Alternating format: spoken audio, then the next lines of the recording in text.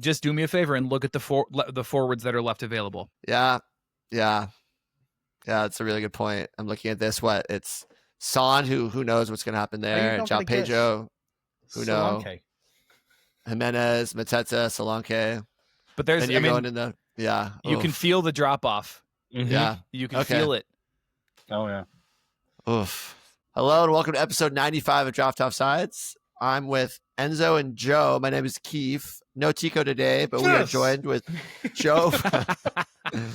We're joined with Joe from Draft Society. He's here, I guess, filling in for Tico a little bit, where he's also going to give us some insights. And they had a mock draft that they did on their channel, and so we're going to kind of go through that as well. But first off, Joe, just kind of talking to you a little bit. Biggest question, most important question: who do you support? Oh, I'm a Liverpool guy. Liverpool guy. Oh, okay. Yeah. So you're smart this shit. Yeah, a little bit. None of us have to fight, at least not at the moment. Yeah.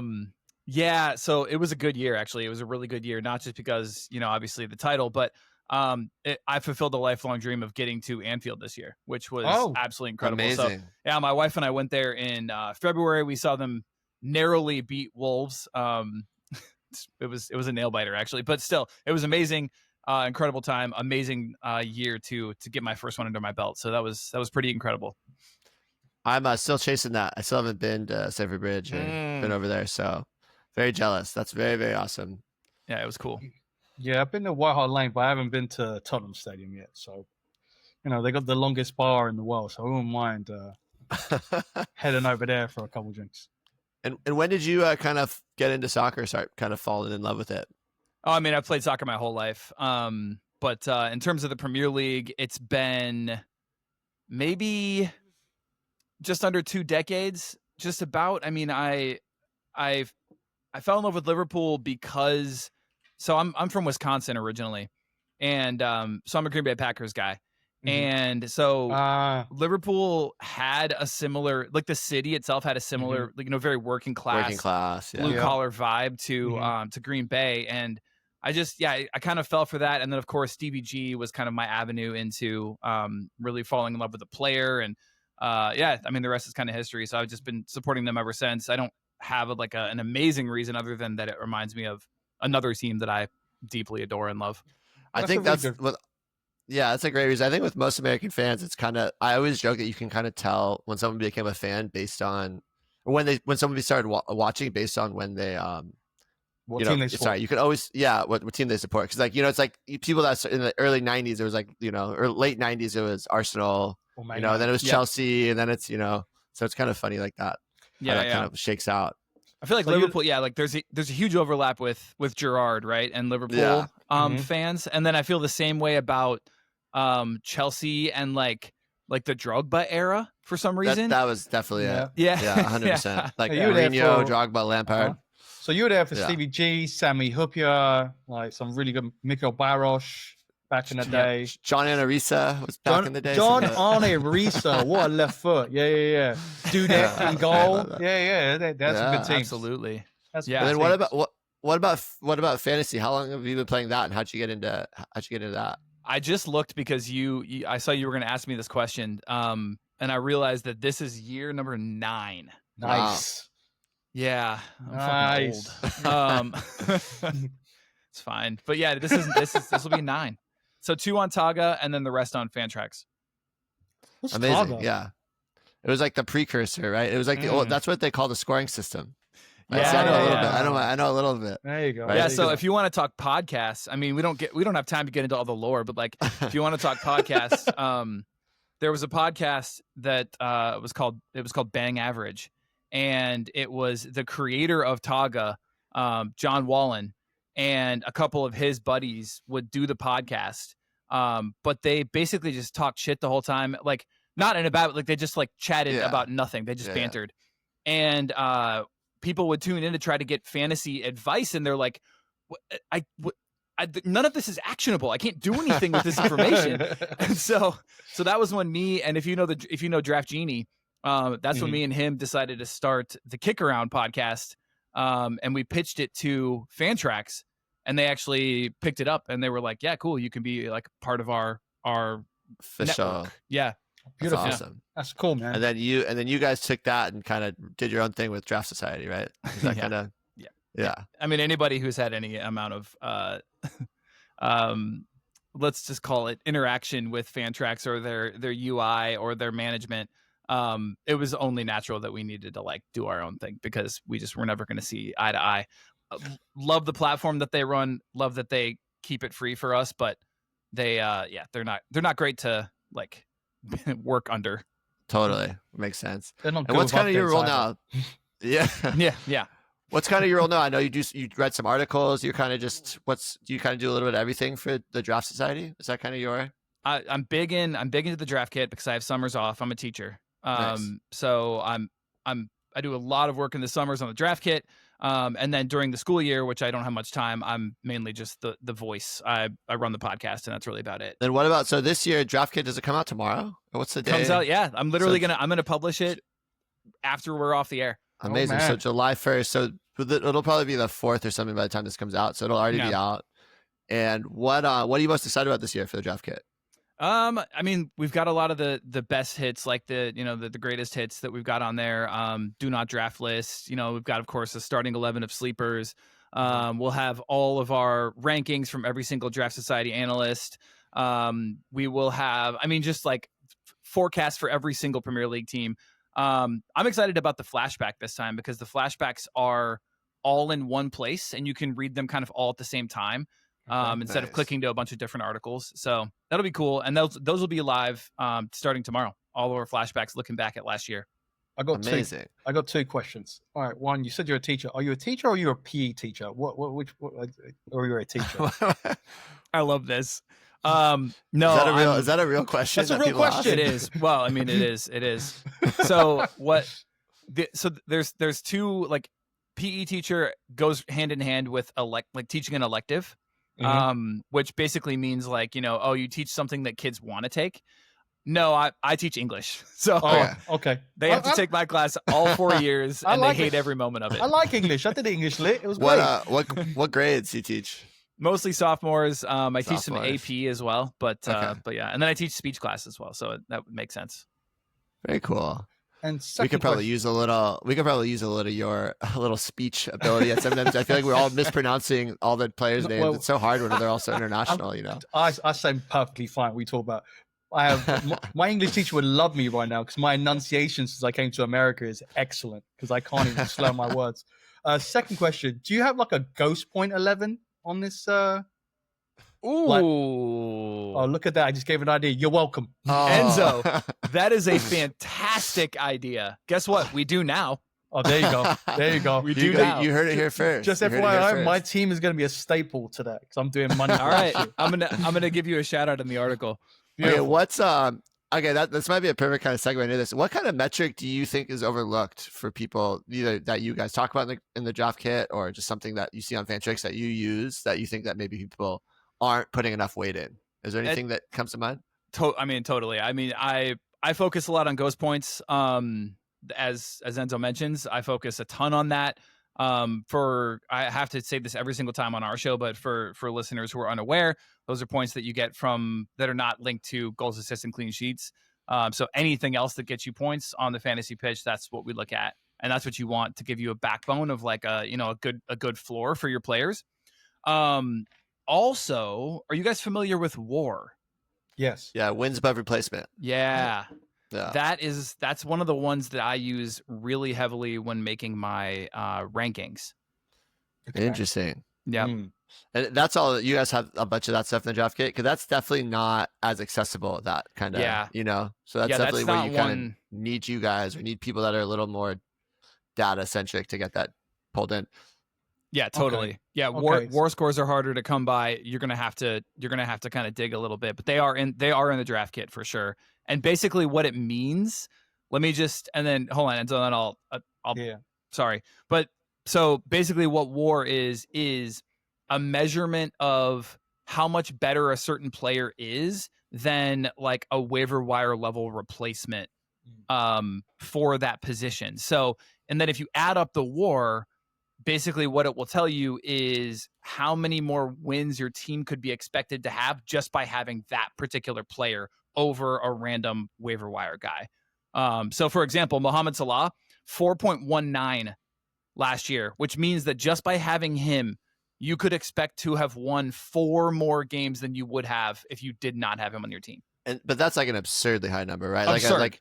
A normal like elite maybe first round pick would be what, closer to like a 1.5 or something, or 2. Yeah, I mean Palmer and Bomo were 2.5 last year. 2.5. Okay. Yeah. That makes sense. Yeah, that's an interesting metric because it's interesting to see like how you comp that to like points per start, how you use that in relation, how you weigh it when you're looking at other metrics too. Yeah, I'd be really curious kind of how you do that a little bit. I mean, yeah, we could do a whole episode on this. So points per start is super important. And I would just tell anybody who's still using Fantrax point per game, do you need to get away from that? Like, just head over to the Draft Society, go to our useful draft metrics, and it's free. It's not charged for that at all. So you can look at this anytime. Points per start is what you want. I mean, because points per game is going to take into account appearances as a substitute. Subs. Yeah. Okay. All right, and then so let's get into it a little bit. Give us a little cheat on from the draft kit. What's one player that you're staying away from this year in drafts? Oh man, I have a lot of these. Who's the big red flag? Okay, let me see. Let me pull this up quick. All right, staying away from anybody who's super goal dependent, anybody who's not going to be on Enzo's Ghost Point 11. So we're talking about guys, like Matthias Tell, Emil Smith-Rowe, Reece Nelson, any of these guys who, people are still drafting for some reason. They end up giving you the same amount of points that you can get from waiver wire guys. Mm. That's great. And what about a player to surprise us this season? Anyone who you're really excited about? Yeah, I mean, Enzo, you're going to love this one as well. Really late in drafts, you can get either Jed Spence or Destiny Udogie. Mm-hmm. I can't tell you at the moment which one exactly it will be. If you look online, a lot of the chatter is about Spence, and I'll be curious to hear from you, Enzo, on this. But everybody's talking about like what an amazing player he could be under a Thomas Frank fullback system. And if we look at just like Michael Coyote to end the year, his stats were amazing and his ghost points were incredible. And I'm really intrigued about the idea of maybe a Jed Spence under Frank, or maybe it's a Udogie too. I'm not sure yet, but one of those you can get really late. You could probably get them both in rounds, 14, 15. It's all going to depend on if Thomas Frank doesn't mind having a right-footed player on the left. So I don't see him taking over Pedro Porro unless we sell him off this season, which I don't see us doing. I hope not. That's what I'm really hoping. But he's amazing. Attacking-wise, defensive-wise, he takes on players. So he's got dribble completions.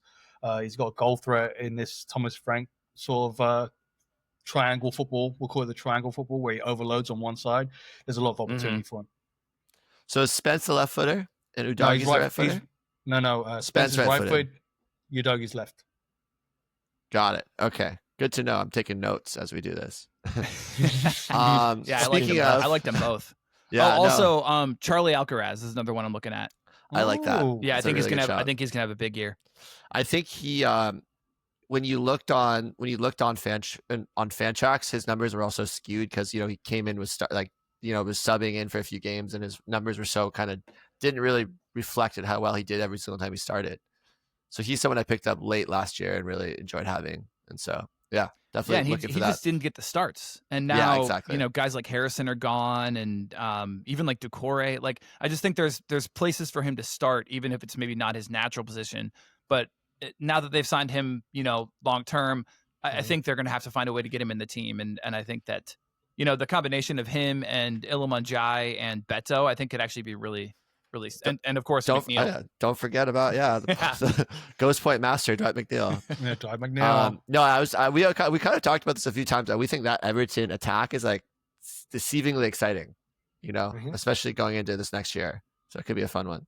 All right, let's kind of go through. So something we like to do, especially right now with transfer windows being crazy, is just talking about a few of the kind of biggest news and notes, and try not to linger too much on this because this could also be a whole episode if you really wanted to track it out.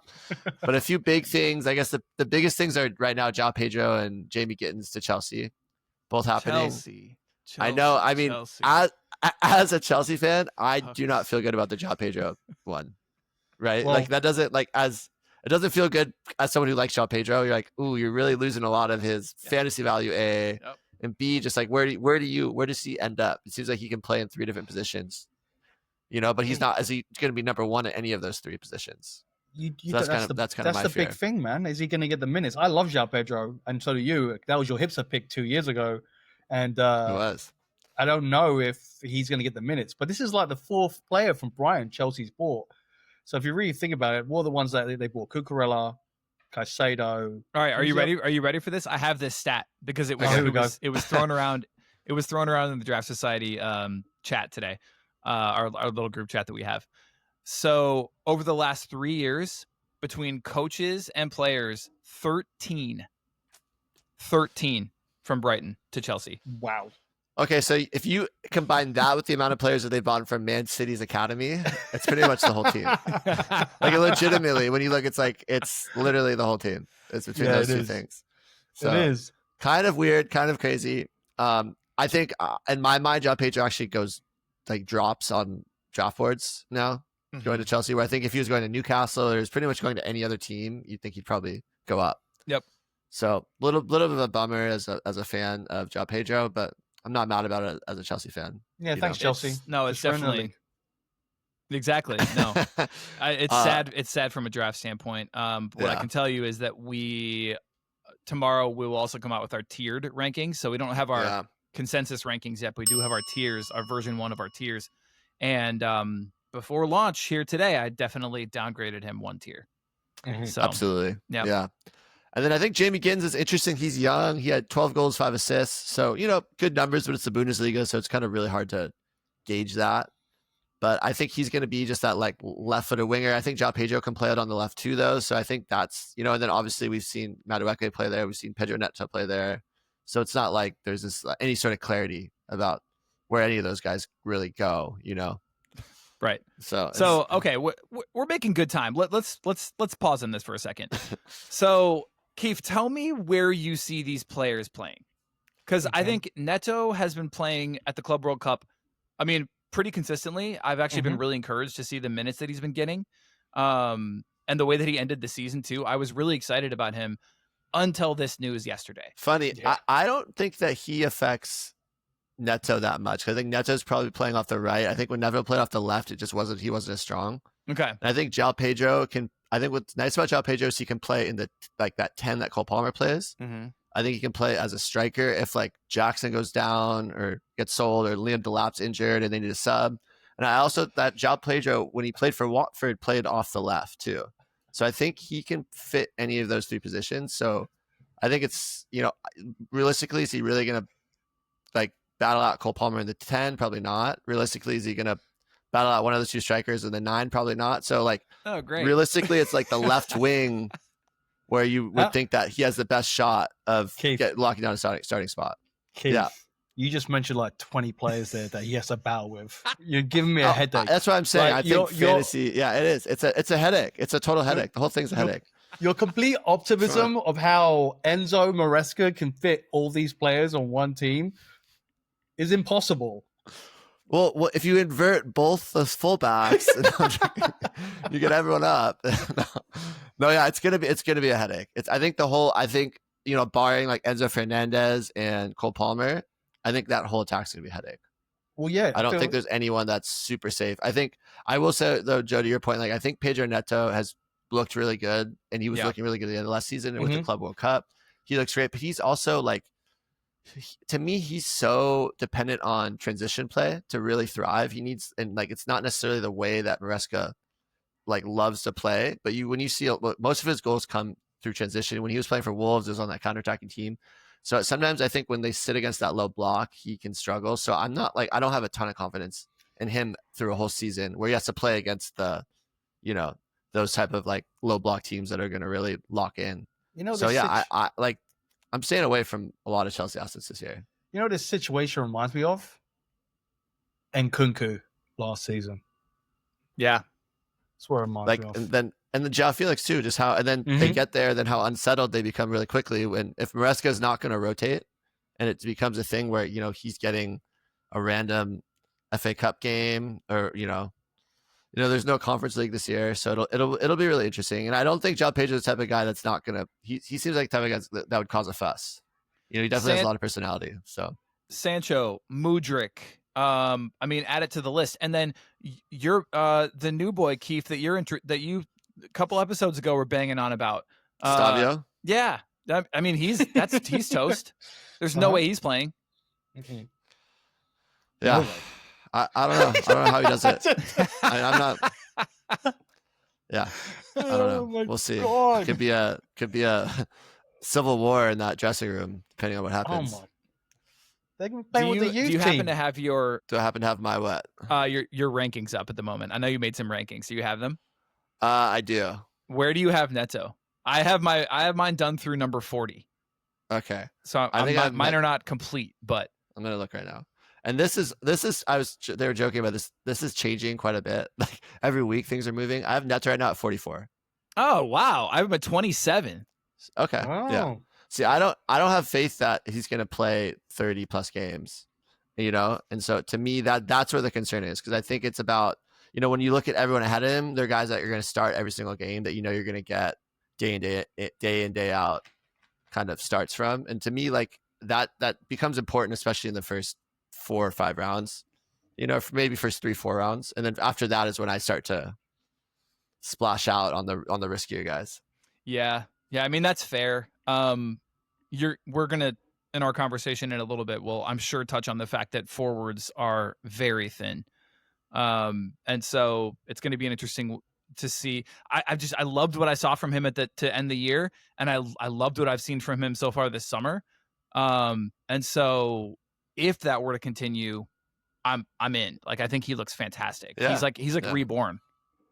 I totally agree. And I mean, and you also, he has the pedigree of being such an explosive player, and we've seen him just like have such high point returns, for Wolves in the past. So it's a possibility. So I totally get it, and that he might move. Literally, when we get off this call, I might move him just because I change stuff so much. But yeah, no, I see that. Like I totally get it. I think I'm being kind of pessimistic on most of the Chelsea attack at the moment. The amount of players there, it's just not something I want to be taking a risk on, especially in the first 3 rounds. It's kind of where I'm at with it. I think that makes total sense. I mean, honestly, I'm coming around to that point of view as well. And I was being a little bit hopeful this season for some of the Chelsea guys. And yesterday, when that news came through, I thought that you took the words out of my mouth when you said, like, if he'd gone anywhere else, it would have been an increase in value. Yeah. All right. I think that was enough there. Just really quickly. We're all just sad now. Not me. I'm fine. Miles Lewis-Skelly contract extension, not that big a deal. Like, but I think in my mind, it's just like the more I think about the Arsenal back line and the amount of players they have now, and with everyone back healthy, I like that. To me, just seems like such a rotation risk, and that to me seems kind of concerning. It could be, or does he go back to his natural position in the midfield? Yeah, but then he's like but he's playing left back. I'm not sure. It seems like Arsenal's been kind of using him to invert as like a piece, But even without him, the amount of the defenders they have, you don't feel great about a lot. Like Timber, like Calafiore is even in the starting plans. I don't know. They have Timber. They have I don't know who. I don't know who's going to be starting for them. I would love to see him in midfield though. He's a strong lad. He's like not built like a kid, like from his age. He's built like a solid like 26-year-old. And the way he's playing, I think he'd be a lot better than Martinelli because he's more attack forward and he doesn't just put his head down and run. He actually looks up. You know what I mean? So I think there could be a little bit more. Yeah, I don't know if he's like an attacking. Yeah, I don't know. I'm curious to see where he ends up. That's a good point. I've talked to Ryan Barnes about this, and diehard Arsenal fan. Just had his son, by the way, and or his wife did, which is cool. Congrats, Ryan. Just to give you some insight, his son's name is Santi David Barnes. So Ryan, right? So Ryan basically thinks that it's Lewis-Skelly's spot. I mean, he's only the left back role. Mm-hmm. Yeah. He's only skeptical about the fact that Sergey, what's up, man? He's only skeptical about the fact that that we don't know exactly how that translates to fantasy points, because now if you go based on Fantrax default, we did recommend to them that this year they switch Lewis-Skelly to a defender, which they have done, which is cool. The question now becomes adding in the clean sheets to his fantasy scores, which were really bad last year. Does he actually become a playable fantasy asset? I'm still not convinced, but he will have those clean sheets now. So it's something that people could consider late in drafts. Yeah, I'm not mad at it. I'm not mad at it either. I think they're just going to come second again anyway. So I'm not fucking mad about it at all. He could have the clean sheet, boy. It's just what, draws? You get 0-0 draws, that's fine. You get the clean sheet. All right. Then next big news is Luis Diaz. It sounded like there were rumors that Saudi was prepping a big bid, and then it sounded like Bayern today came into the mix as well. And so this is one of those sagas I could see dragging on until after drafts. You know, the way Ivan Toney was last year and Kane was the year before. And as this goes on, he's dropping down my board. I do not want to, like, especially in that, like, where he was for me, I had him pretty high before this news. I had him like at like the turn. I had him like 10, 11, 12, like right there. And now it's like, I do not want to touch anyone that in those first few rounds that could potentially even have the potential to be gone. Yeah. When there's so many bigger names and important names around it. You know? That was my boy. Not my boy anymore. It's just too risky. Yep. Yeah. No, I totally agree. I mean, at the moment I still have him at 14. Yeah, right. But you know, obviously enough people got burned by Harry Kane that I'm really, really wary of that. And would I draft him personally? I doubt it. I think I would probably go with whoever I have right around there. How far would he have to drop for you to draft him? Oh, that's a good question. Tell you what. Here's what I would do. If I drafted him in the third, let's say, I would reach as far as I needed to on Cody Gakpo. Yeah, that's a good call. It's a really good shot. Yeah, I like that. All right, just trying to speed through the last ones. Kudus Tottenham rumors. Enzo, do you like that? No, screw that guy. Friggin' red card. Screw that guy. He doesn't need to come to Tottenham. You're gonna ruin the friggin' changing room. Get rid of him. Is this a reverse jinx? No, I don't want Kudus. I want him 2 seasons ago. I don't want a Kudus from last season. He can go kick rocks. Whoa. I did not think that was going to be a response. Sorry. I apologize. I think Kudus goes up boards. He was bad, but how much of that was like West Ham was pretty bad? I mean, sure, but Bowen seems to always deliver. Yeah, completely fine. That's true. Bowen is like the most unsexy pick that you know what I mean? He's like, but he's so consistent. Oh, 100%. And he just got married, so he's in a good bloody mood, so he should be all right. This is Enzo's latest thing, is he's really looking into everyone's relationship status before making decisions. You got to be in a good place mentally, you know what I mean? Like, look at Pep going through a divorce, terrible season with Man City. You know it. Oh, yeah, I suppose. Yeah, did you guys see that Bowen got switched to a forward as well? Oh, did he? I did. I don't know. I love that.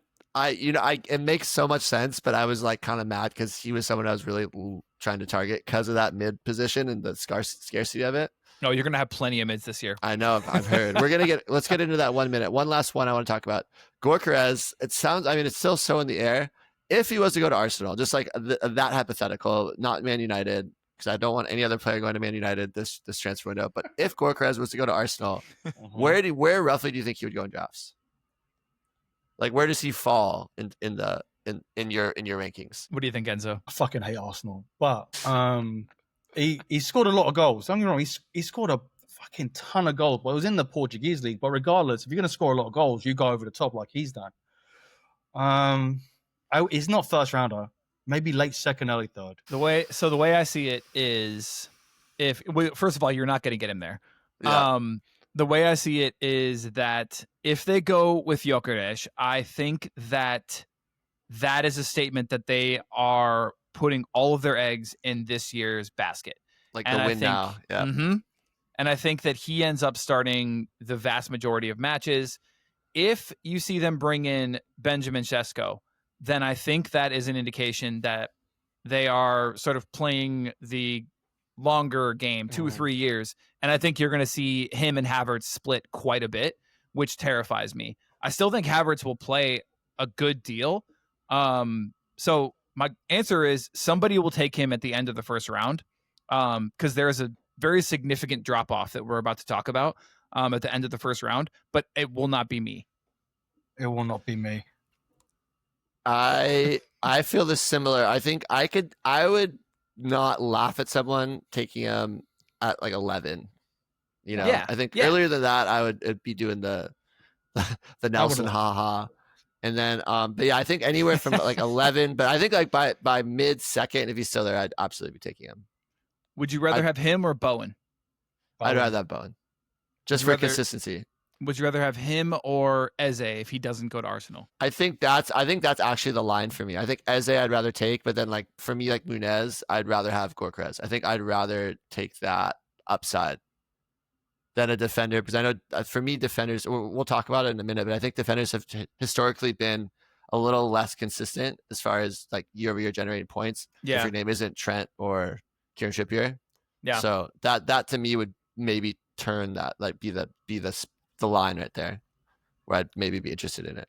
What about him, or staying in forward? What about him or Ollie Watkins? Oh, yeah. I like Ollie Watkins, but I think that's a really tough one.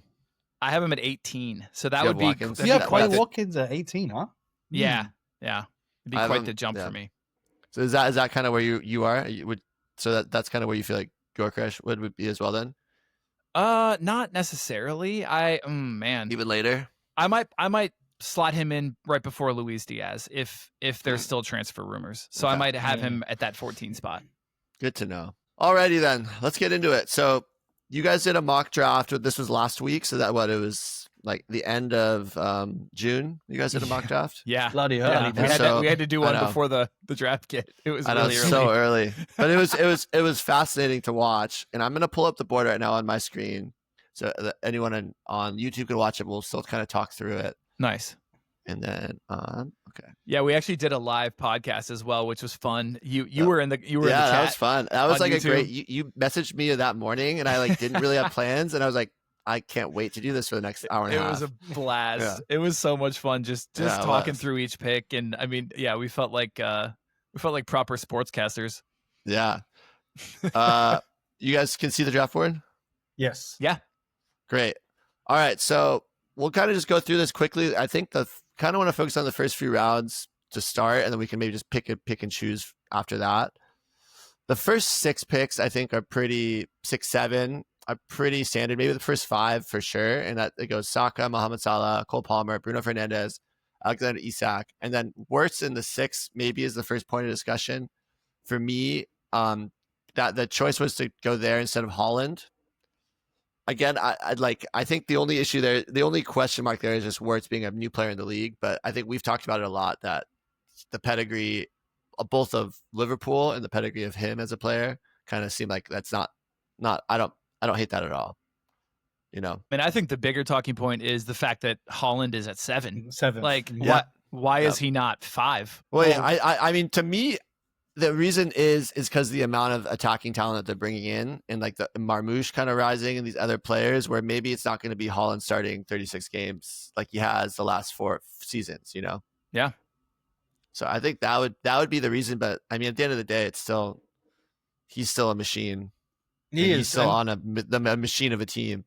So and he could bounce. But it's going to be a bounce back season for City. I'm thinking they're going to do it back to back bad seasons. They can't, especially with what they invested. And Alexander Isak, the reason he's 5th is because he's a baller. I've been saying this for 2 years. So yeah. I think with Isak you get a little more. Haaland is so goal dependent. He's such a so dependent. Where Isak, I feel you get a little more of a baseline there. Yeah. So that's a great question. We should look at that. Alexander Isak, let's see. We have a stat that is called GACS, which is goal assist clean sheet percentage, meaning how many of their fantasy points do they get from, or what percentage of their fantasy points did they get from goals, assists, and clean sheets. Alexander Isak gets 52% of his fantasy points from goals, assists, and clean sheets, which is a lot. That's high, but forwards are higher. But what's Haaland? I bet you it's even more. 50. Is it? Okay, so I'm totally wrong. Never mind then. So that actually changes. Eesh, okay. What do you think Cole Palmer is? Probably high 30s to mid 40s. 36. Nice. 36. Yeah. Yeah, I mean Palmer. We talked about Palmer Fernandez to us in soccer. Like the baselines are so high with them because even if they're not scoring, they just create so much. And I think Mbeumo's is probably pretty good as well. I'm guessing, huh? Well, it was. Yeah. It was 40. It was 40. Yeah. Yeah, we can talk about him in a second because that's who I took first round. Yeah. So after Haaland, Brian and Mbeumo, that was you, Joe. You were in pick 8. And I was pick 8. Yep. Was there any concern? But was it between Cunha and Mbeumo? Were those kind of the two right there? Absolutely. Those are the two, and then there's a drop off in my opinion. I mean, and even pick 8, I felt like. So here's how this all happened. I organized the mock draft, and I let everybody else pick their draft picks, and I just took whatever was left. And so the one that was left is 8, which should maybe tell people something about the draft slots that you want this year. Although arguably, now that I'm looking at this, I think maybe 10, 11 are actually the worst ones on this board because I feel like Mbeumo and Cunha are natural after pick 7, but after that, it's really starts to get murky. I completely agree. I think 1 through 7 right now is pretty like you can go any of those ways and it's fine. Then 8, 9 and Mbeumo Cunha, like you probably don't feel as good about it, but they're there and you'll take them. But then after that, you do Eze, and as a first rounder, as love Eze, but as a first rounder, it doesn't feel great. Right. Because you just know he doesn't have that high upside like some of these other guys.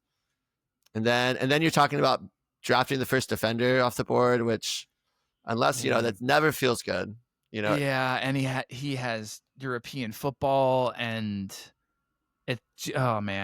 Yeah. So in this mock draft, Eze went 10, and then Munez went 11, and then Anthony Semenyo went 12, and that was the first round. So we kind of talking a little bit about Eze, but I think let's talk on Munez a little bit.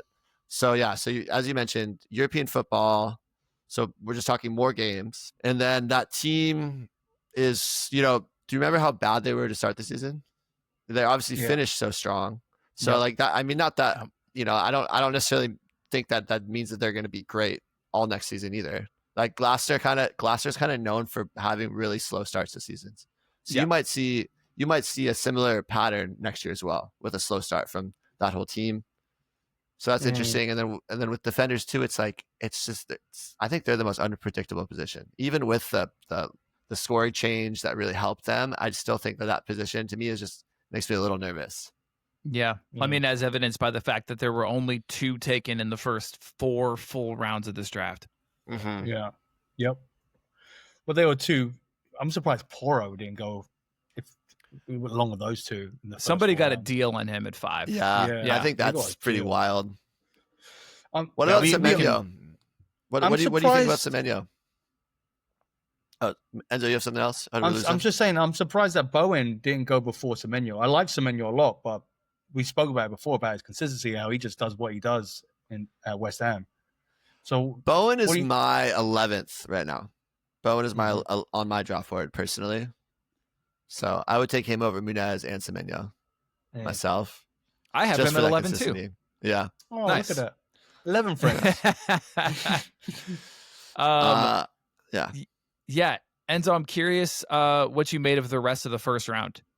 Like, what were your thoughts on Wirtz at 6? Do you guys think that's too early? Just going on his capability and the Liverpool team that it is, like you remember, they didn't really. You guys only got Chiesa last season, so that team won you the league. Yeah. Right. Yeah. But now we've got Wirtz, Frimpong, and Gyökeres. They've been bought for a reason. Arne Slot's not buying them just to have him sit on the bench, so he's going to have a vital role. And I think with the whole idea of Luis Diaz might be going to Saudi, he's going to have a big role in that attacking front 3.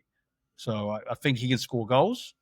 But how fast is his start, or is he going to have a slow start? And it's a physical league compared to the Bundesliga. Yeah. So we'll see. I guess the question is, who else do you take? I mean, look at this first round, right? Like, there's a clear drop off between Haaland and Mbeumo and Cunha, and then there's another clear drop off between them and Eze. Yep. And even those two, Mbeumo and Cunha, are question marks on their new teams. I completely agree. I think that's always something I am a little leery of when I'm drafting is like new managers, new teams. Both of those things to me, you just never know. There's just a little bit of an unpredictable factor there if everything's going to really gel the same way. So yeah, those are kind of red flag guys for me. But I think just the upside of how well they did last year, you just have to kind of swallow it. Yeah. And you know, Saka being an Arsenal player, being number one, that's the only time they're going to be number one on any chart. So. I love it. Every chance you get. This is fantastic. Okay, so Semenyo 12, then Bowen at the turn, the 2-1, and then Enzo Fernandez 2-2. Feels a little early to me. Well, does that feel really on point for you guys? Or let's just pump the brakes here. All depends on how he's going to treat his missus. You know what I mean? Is he going to be out of the tan? Is he going to be, sending out tweets that I want to be single again? He's going to ball out.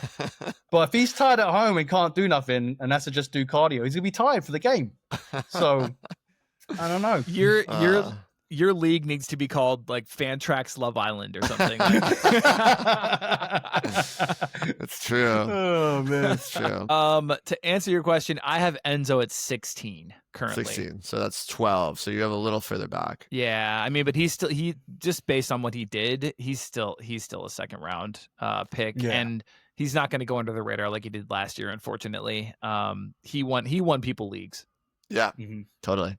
Yeah. I think it was just the different. Then that's just such a manager thing, right? With Poch, he was playing a little further back. He just didn't have that kind of freedom. And with Maresca, it's like, he's just in playing a completely different position that suits him so much better, which is so great. He's playing the Dewsbury Hall role from Leicester, right? Yes. Yeah. That's Which he set the championship alight that year. So yeah, totally. All right, then in the 2-3, Amad Diallo. That one is interesting to me. I personally am a little leery of him. And I think I'm in the minority of thinking that. What do you guys kind of fall on him? I like Diallo. I liked him last season. I think he's a baller. I think he just needs to play more minutes. But where is he going to play in this Amorim team with Brian and Mbeumo and Cunha coming in? Like, where's he going to play? That's a conversation we can try to have, considering the fact that supposedly United are still being linked with strikers. Everybody thought that Cunha was going to go there, but apparently not. Yeah. Yep. That, and then I think his his XG numbers, he overperformed his XG by a good amount. I think it was +4 or something like that as well. Really? It was pretty high. It was higher than you'd think for the amount. I think he had 8 goals, and I think his XG was like 4. +4 is like a ton, because I was going to bring up another player who overperformed by +4 later. No, So, are you pulling it up right now, Joe? Because I don't have it right on me. But I think there was something. It was high. It was a higher number than I like to see on players. And so that was something that was a little points concerning. per start were high on him too, weren't they? I mean, that's the thing is his points per starts is incredibly high. So when he gets in and plays, it's been exceptional. I just don't know if that you can trust that type of return from a wing back that's not classified as a defender. 3.25. 3.25. Yeah. That's a lot. That is a lot. Yeah.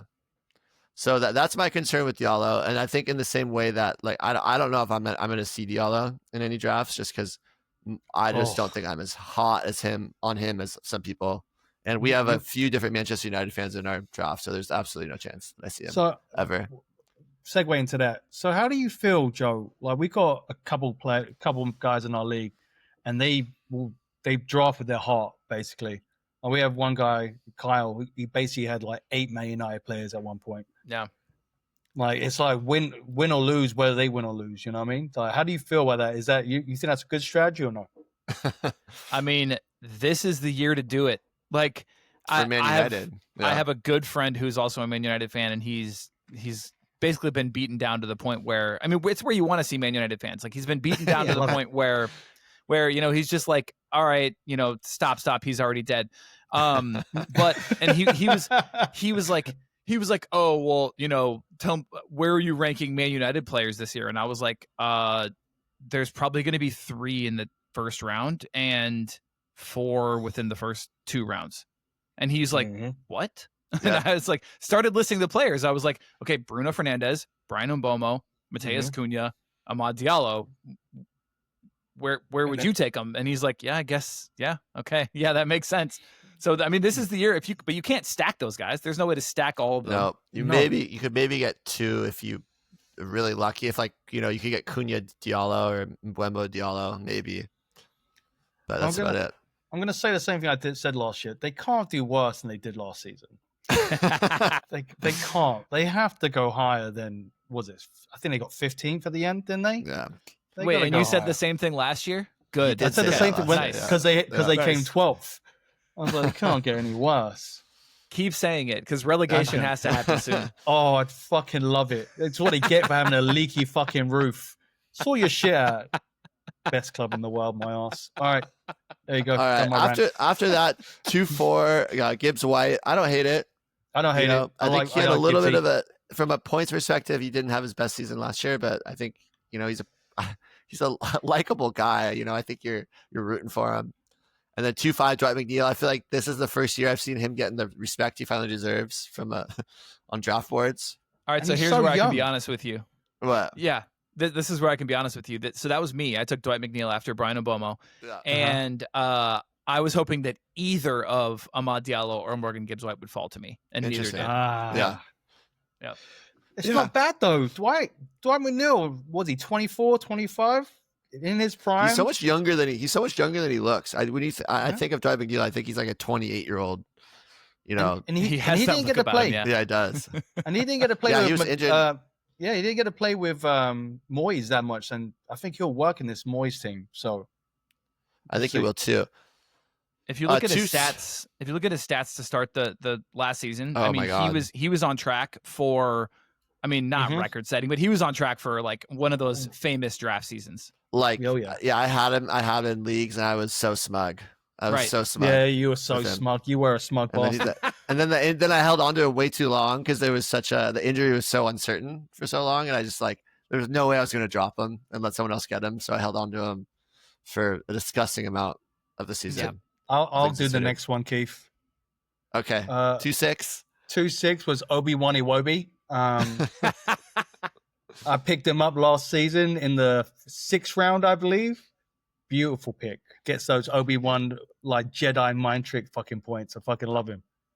Okay, but in the 2nd round, do you still feel that way? I don't. Nope. I think this is one of the ones that's a big rep. I think there's certain times where when you look at a draft and you go, you are drafting him for the absolute top of what is realistically possible. And this is one where it's this is the absolute best case scenario for him, is he maybe ends up around here at the end of the year. And I just don't on a team like Fulham that's not as consistent. I just don't think this is the best that spot for him. Well, the tell that this guy, I don't know who pick 7 was, but I love where he's at. But the 5 out of the next 6 players, I would have picked right before him, in my opinion. Interesting. All right, so can we agree that last year was basically a banner year for Iwobi? It was the best you could possibly expect him to do, right? Yep. Mm-hmm. I fully agree. And his points per start was 11.2, which puts him just beneath players like Beto, Dejan Kulusevski, Dominik Szoboszlai, Dango Ouattara, Harvey Barnes, Mats Wiefer, Yankuba Minte, Pedro Porro, etc. No, 2nd round. Yeah, so not elite, not like that highest tier of players. The other thing too with Iwobi is I think he's another name that comes up if you look at XG overperformers. I don't think he's quite as high as Diallo, but I think he had a pretty high overperformance on XG as well. So that's one. 2-7. This is one I've been really struggling with on where to rank him, is Omar Marmoush. And I think so much of it is just where he fits into the team, and if he's going to be a rotation piece, or if him and Haaland are going to play in a kind of a strike force up top together. And I feel like as preseason kicks on and we see a little more, I'll probably get a little more knowledge. But as of right now in the Club World Cup, they haven't, the last few games they haven't started together. So I don't know what that means, but I'm a little nervous by that one. Kara Matoma 2.8, and then Ollie Watkins 2.9. I have Ollie Watkins higher than this. I think I would have taken Ollie Watkins ahead of a few of these names here. I think Marmouche for sure, or will be for sure. And then arguably, I think he's closer to that Dwight McNeil, Gibbs White range for me. It's funny you say that because my rankings go McNeil, Watkins, Gibbs White, but that's 17, 18, 19. Funny. Yeah. And then Luis Diaz, who we talked about. I mean, to me, this is a little bit of a drop if he stays. Like, I think you'd be stoked to get Luis Diaz here. Oh, 100%. Yeah. 100%. Yeah. And then this next... You're on track to winning this draft if you did. Yeah. This next one I actually wanted to spend a little bit of time on because Kai Havertz at 2.11. And I just think the amount of noise around Arsenal getting a striker makes me feel like I could never draft Kai Havertz here. Yeah, he fucked me last because I think and I think it's also one of those ones that even if nothing changes between now and my draft, I still think that you're in danger of someone coming in at the end of the window and absolutely screwing your team over. Can we wait? Let's pause. We're talking about Arsenal buying a striker. We were talking about that for 3 seasons. Here we go. So the odds on them buying a striker is probably not going to bloody happen. You're going to see Kai Havertz playing again up front. I think they will. I mean, I think they will too, but yeah, I know what you mean. They're going to buy a championship striker. Remember when Man United did that? What was his name? Played for Watford, I think it was. Do you remember that? Not Van Weghorst. Wout Weghorst. Yeah. Weghorst, there you go. That's what they're going to get. And they'll say, boom, league done, second in the bag. That was amazing. Oh, my God. Yeah, so that's my concern with Havertz. I think he falls quite far because of that for me. Not quite far, but farther down for me. Yeah, Okay. I mean, Ryan's argument for this one is that, and he didn't take him here. He thought this was a little bit early, but his argument is that essentially Arteta loves him and he's versatile. He can be used all over the pitch. That he can slot in midfield. He can spell players that need a rest. And then also will start at striker regardless of who they sign. Like I've already said, I think if it's Gyökeres, I think it's less. And if it's Šeško, I think it's more. Yeah. Not great. Fair. And I think that with that role in a team, even a really good team, and I think Kai Havertz is a pretty good player. To me, that's like 5th round role. You know what I mean? Like I just really do. If you're really, if you know he's going to be the starter, then I'm very okay with it. But not knowing that to me is just, I'm just really off it. I feel you. I won't get him either, and you won't. Saying that 5th round, you're not going to get him. No, of course not. But all right, 12-2 Anthony Gordon, and then on the turn. So this was Ryan 1, right? Yeah, Ryan was 1. So then he went Gordon on, and then Martin Odegaard 3-1. So this was an interesting draft choice that he took, which was to go 3 mids, which was kind of fun. I think he regretted it later. I think, but you know what? You know what, Joe? In past seasons, so I guess we haven't talked about this yet, but one of the things that you guys did is that you suggested a few different players get pushed up to forward, right? Yeah. Or no, sorry, push back to mid. Push back to mid. Yep. So what that looks like is that now there's a little bit more of a balance between forwards and mids, correct? Well, hopefully. Yeah, ideally. That was the idea. So, but then the further we got into this draft, we were like, oh man, mid is like super deep. And so we kind of left ourselves hoping that more forwards would come into the league. The reason we do this is because when we recommend these changes to Fantrax, we say, hey, when players come into the league, more often than not, Opta, which is the stats keeping company, whatever that Fantrax uses, Opta recommends that they go in as forwards. So we see a lot of those players come in as forwards. Even if they're like wingers, we see them come in as forwards. So we're hoping that happens. And meanwhile, now we've got, kind of a boosted midfield. But now forward does feel a little bit light, I'll be honest. That's going by what the next pickup was. Yeah. So, good to know. But then I guess the next pick, so 3-2 Johan Wissa. What do you think about this pick? Because to me, this is another one where you're kind of drafting him on performance last year, not necessarily on projection for the year ahead. And that's a concern for me because I mean, like, love Wissa, obviously a great player, but I just without Mbeumo there, without Thomas Frank there, new coach. I don't know what that's going to look like. I don't know what the system's going to be. He's just a little. I'm not sure about that. Has the new coach come out yet? Have they got him a new coach? No, they're saying it's going to be. They're saying it's going to be the Pochettino, whoever the assistant, whoever the assistant. Oh, interesting. It's going to be the assistant. Okay. Which that's what they did with Frank, right? And they caught fire in a bottle. So, I mean, Wissa, God, the man's a machine. Honestly, I mean, he really is. The problem is he does not get ghost points. And so with Mbeumo missing, I wonder what that looks like. I'm encouraged by the way that Shada ended the season. I'm encouraged by the season that Damsgaard had. I feel like if they can bolster a little bit in attack, that hopefully that, he'll be able to not replicate what he did, but because if you're drafting on his last season, you're going to take him in the second round. So this is already a bit of a correction if you want to be kind of honest about that, I guess. Yeah, that's right? fair. Yeah.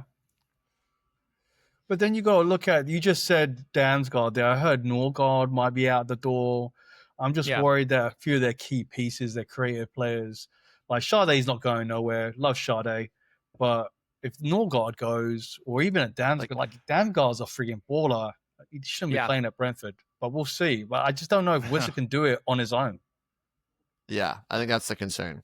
Shada's a forward now too, by the way, which is awesome. Oh, snap! He kind of felt like a cheat code as a mid last year because he was one of the ones that I sighed and I was like, that one makes sense. Same with Bowen. I was like, these are fair adjustments. Yep. Yeah. Next game 3-3 Yakuba Minta. This one is also interesting to me because I think same with Amad Diallo where the points per start are good and he has so many things that he does, like his dribbles and his baseline is so high, but he only had 17 starts last season. Right. And to me, that's just a little too few of starts to justify this. And even if and I guess the idea is that he's going to kick on and you're just being really optimistic that he gets more game time this year. Is that kind of what the thought process is? I think that's a thought process. I'm also concerned. I hate the rotation there. It's maddening. It's absolutely maddening. As somebody who rostered Matoma last year, I mean, it's just maddening. I agree. I know this is one of the players that Ryan had mentioned when he's the nickname the Wood Whisperer.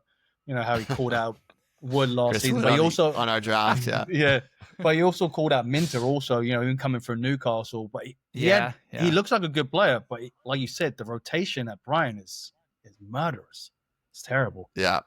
That's the concern. I think, I think that's the other reason why the João Pedro thing, it was anywhere but there, But I think Minta falls into that same thing where I think if a lot of other teams, if Newcastle had been able to hold on to him, if they had just been able to do a loan and got him back this year, you think that he'd be an elite player. Yeah, 100%. Yeah, so. The one position that they desperately need. I know. And they decide, let's go ahead and we'll just sell him. No big deal. He never even put on a Newcastle jersey. It's fucking ridiculous. Well, it's not their fault even Newcastle because it was a PSR thing. They had to do it at the last minute to not get zapped by PSR. So it's just it's yelling at the gods of PSR and not so much Newcastle there. I don't feel bad for the Saudis. Sorry. I was gonna say, or you just pay the same lawyers that City has. City's got the best. True, yeah, that's true. Or find the same accountants that Chelsea has. Is that? What do you mean? You're doing Dodger deals 10 years. I'm gonna just not get paid for 20.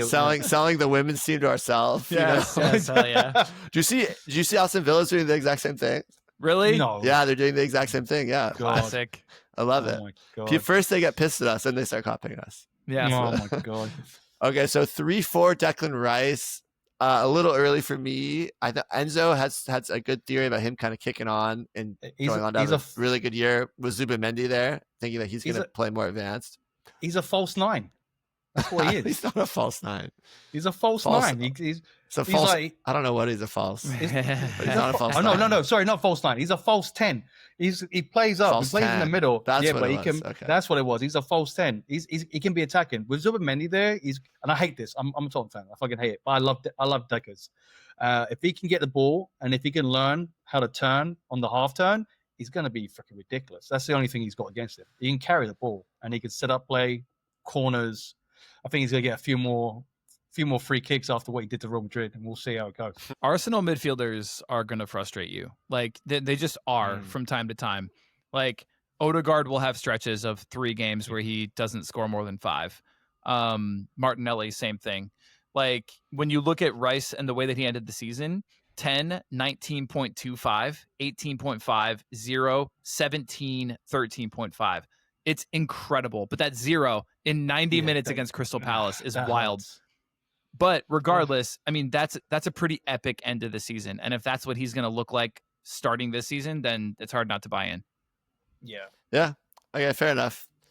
After that, 3-5, Pedro Neto. We kind of talked about him at the top of the show. Yeah. I don't hate it. I think it's optimistic that he's going to be playing every game, but I think he has the pedigree, and like I can't really blame anyone for taking that. 3-6. Well, hold on, real quick, Yep. Keefe. So also, as you say that, just do me a favor and look at the forwards that are left available. Yeah. That's a really good point. I'm looking at this. It's Son, who knows what's going to happen there. João Pedro, who knows? Jimenez, Mateta, Solanke. But there's, and you're going in the you can feel the drop off. Yeah, you can feel it. Oh yeah. Oof. And Madueke is now a mid, huh? Yeah, Madueke. Savio's now a mid. Yep, yeah. Madueke was. Savio he was now mid. You're right. Is now a mid. Yep. Yes. Yeah, I mean that's a really good point. That's a really good point, Joe. That drop off is scary, and there's not much there. This almost makes me feel like going for a forward, an elite first round forward. It seems like a must in the first 2. So pick 2 goes Salah, Havertz, Wissa. Yeah. I'll be curious to see what you guys think about their midfield, going forward. And then of course pick 12 goes Semenyo, Bowen, and then we'll get to their pick. But yeah. Yeah, that looks good. Yeah. So then 3-6, Anthony Robinson. I actually think I'm not mad at this pick. I think it's pretty good. This person got a claim in the chat for getting value there. Yeah, totally. I think I might have been the one that gave that a claim, actually. Was that you? Yeah. But I just think that like Munez and Robinson to me aren't that far apart as far as like what their potential are. Robinson had 11 assists, or 10 assists. Munez had 6 goals, 4 assists. I think Anthony Robinson has some of the best, like, he's such a good, just gets up and down the field the same way Munez does. I just don't see that much daylight between them as far as potential.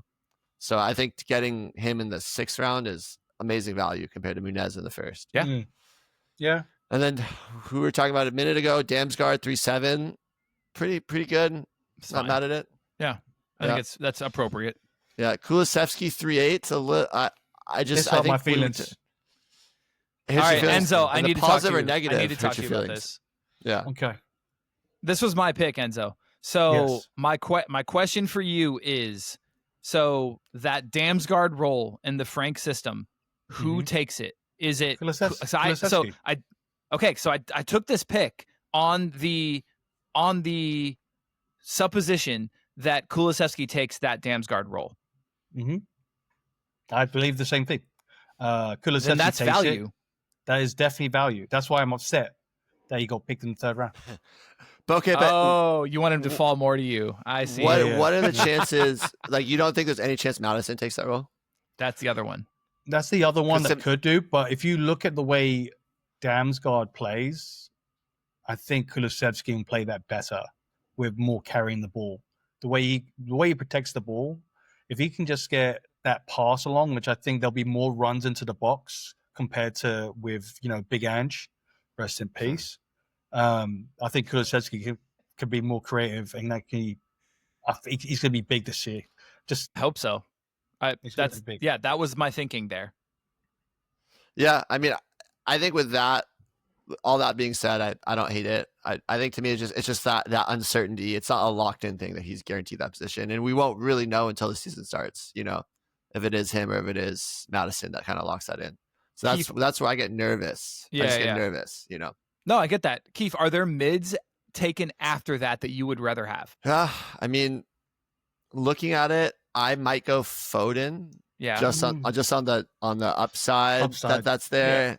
And just the fact that I think that Foden's a good enough player that one bad season, I could see him coming back and being delivering second value pretty easily, especially with KDB gone. Yeah, and I think after that, I get it. Like, there's no one that stands out as, super exciting. So did Chucky? I mean, did Chucky get picked up? Yeah, he's at 5'11". Yeah, he's later. And I mean, that to me is one that's such a dice roll. Like, that could be such a high reward pick, but it's also with it in a City team where there's so much rotation. It's so hard to really know kind of what that's going to look like. I mean, I just wrote an article about the effects of the Club World Cup on draft fantasy assets. And one of the things that stood out was that Cherky has only played 30% of the minutes available at the Club World Cup. Yep. Doesn't surprise me. I mean, Pep's so funny because for years it was like, oh, he takes a while to bed players in. And then maybe last year, if there's or certain players, all of a sudden it feels like now he just throws them in right away and they play a ton of minutes. Then you don't see him again for like 2 months. Yeah. He's so fickle. It's like you can't really ever get a sense of how he's going to do things. So that's to me where the holdup is there. He's a genius. Yeah. 3-9 Morgan Rogers goes. Not mad at it. And then 3-10 Phil Foden. Morgan Rogers is interesting to me because I think a lot of his value is in that he's going to improve. Like he had a good season, but what's his points per start weren't exceptional. He's one of the most frustrating fantasy assets you can ever get in bed with. I would highly recommend nobody. If you are at all irritable, I would say do not draft Morgan Rogers. You're going to be so frustrated by this man. Well, yeah, and that is that just a inconsistency thing. So there's he's gonna score. He's gonna score 35 one week when you didn't actually need him to because you were already winning, and then the next week is gonna get you 0.5 when he was the last matchup of the game week and you needed him to win. I mean, Morgan Rogers points per start 9.5. That's not really that great when you think about it. Right. It's like, so yeah, I'm not mad. I totally get that. I'm not mad at I that, totally though. get your shout there. But I would 10 times out of 10 have gone Tielemans in that situation. Tielemans. I was thinking the same thing. I just saw him right there. I feel like he dropped a little bit, and I think it's because he's not as sexy as some of the other midfielders. He's a little bit more of that kind of efficient midfielder, kind of does both sides of the work. Works on both sides of the ball and stuff, and people just tend to kind of overlook those types of mids. So 3-10 Foden, then 3-11 Son, and I think this is such an interesting one too because it's just about what he's gonna be. What he's gonna be, what his role is in this Tottenham team. Tell us, Enzo. It's like he's getting older. I love Sonny. I love him. I love him. But he doesn't run at players anymore. I don't know if that's just the coach, and I think it might have been the last couple of seasons with Ange. You didn't see the runs they used to make. He doesn't cut inside, doesn't take the long shots. But he still had a good season last season.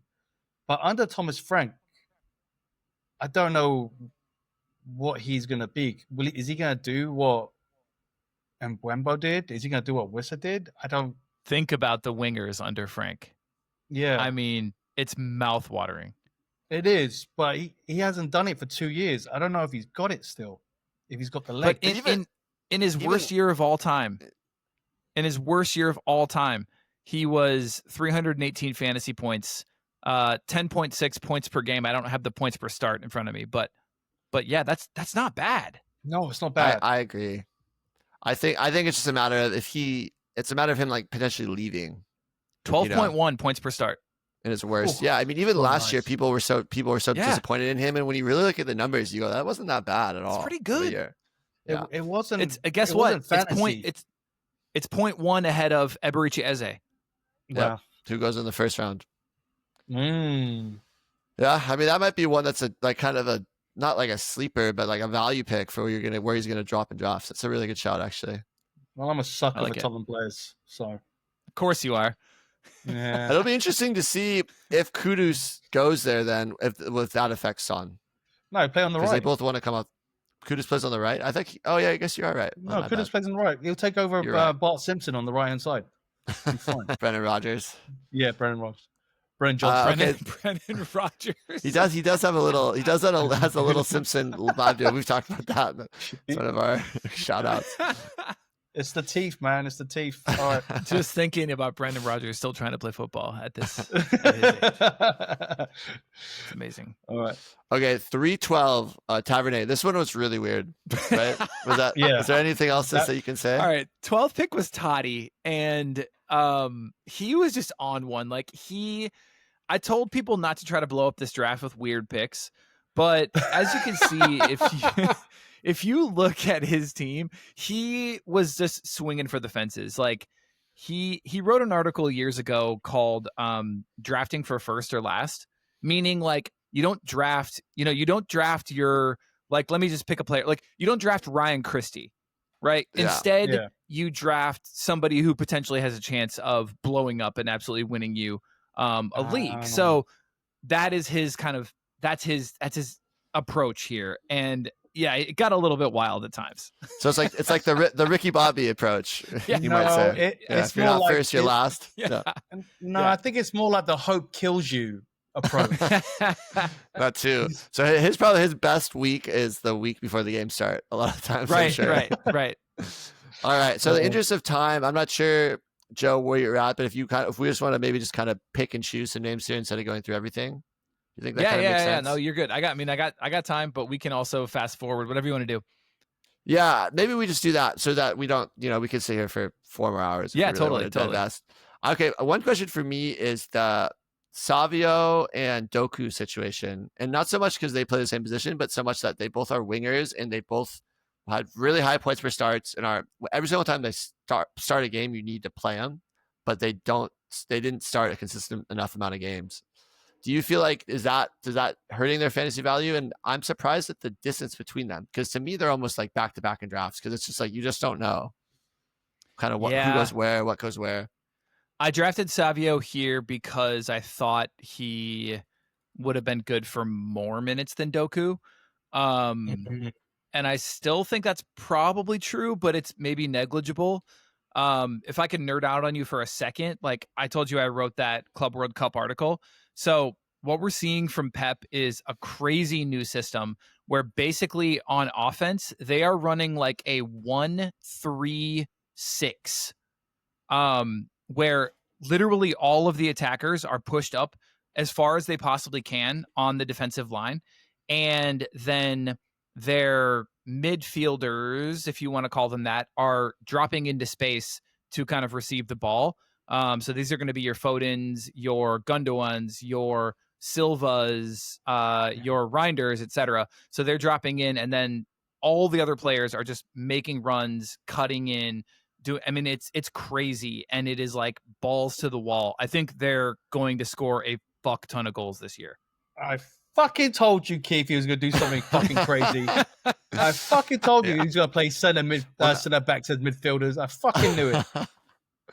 I like it. I mean, I had Savio last year and Tico had Doku last year, and we both. I mean, the headache is just not knowing if they're going to start games. Yeah, we have. I think that's the concern.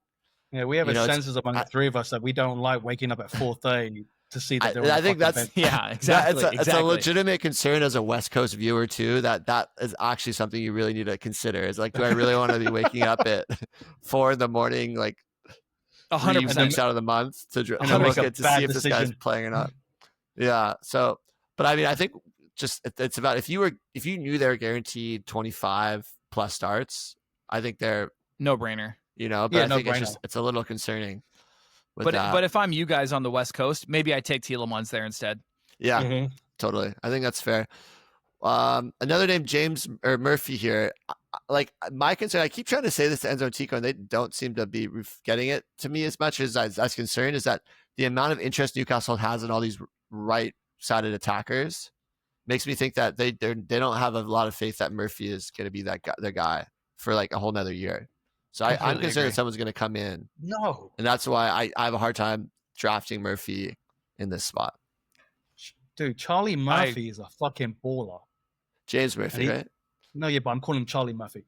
Okay. The way he plays on that right-hand side, the creativeness, I know he was a little bit inconsistent. I think that was what I was looking for, a little bit more from him. But I don't see... I told you guys he's in Europe, so they're going to rotate. I just don't know if he's going to play in Europe or the league. But my guess is if they get someone that's higher class, he's going to get rotated. But I still think Murphy's a big piece, especially in the 4th round. I think that's a great pick. Not for me. Yeah. I mean, it was such an amazing story last year, right? Just how well he came on and how good he did. And he's probably someone that won. So if you picked him up off waivers, he won you leagues. He won people leagues last year, totally. But yeah, I think that's my concern too. It's just, was that the future? Are you drafting him off, a little bit of what happened last year? And how realistic is that for Newcastle? I mean, they're actively shopping for right wingers. Yeah. And just generally, like if I'm looking at the players that are available, I'm going to take Kluivert ahead of him. I know he ended the year terribly, but still, I'm going to take Kluivert ahead of him. I'm going to take Doku ahead of him. I'm going to take Szoboszlai ahead of him. Yeah, that's maybe even McAllister. I don't know. Maybe. Okay, what about Chris Wood dropping to 5'7"? I think we've talked about this, and when you were talking about your players to avoid, he was the one I was thinking of. Everything you were describing was screaming Chris Wood to me. Where it's he was the one. He was the one I was going to bring up in terms of XG over performance. Yep, that too. Have you looked? He scored 20 goals. Mm-hmm. He overperformed his XG by almost 4.5. Yeah. Mm-hmm. I mean, think of how that would have affected his fantasy scores. Absolutely. And also I think the thing about Forest is like they overperformed every X metric, X goals conceded, X points. It was just, so I think it's a little bit of lightning in a bottle there to some extent. So, and now am I wrong? Do they have Conference League? They do. They're going to have Thursday nights in Uzbekistan. Oh, yeah. You know all about that, Keith. And Chris Woods, yes, I do. I know about that trophy too, though. So I'll take it. Absolutely. You had to round out the trophy cabinet. Yeah. I got Europa. You be like Mourinho. You ain't never coming back. I'll be getting the tattoo, just like Mourinho. The 3 trophies. That trophy. Yeah, 3 trophies. So then, right after that, so Chris Wood went 5'7". After that, you took Liam Delap, and then we kind of noticed, and Sergey wanted us to bring up that then at 6'5", you took Nico Jackson. This was totally just a total handcuff situation, huh?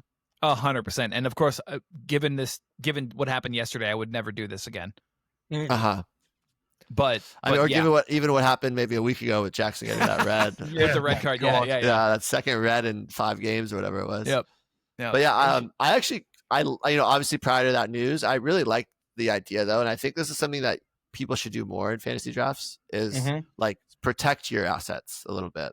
I mean, you tell me. So, like, would you rather have had, let's see, Kevin Schade already went. Oh, God. Okay, so would you rather have had Evan Nielsen and, Evan Nielsen and Strand Larson, 2 every week starters, 90 minutes, versus Delap and Jackson? It's an honest question. I don't know what my answer is. I think.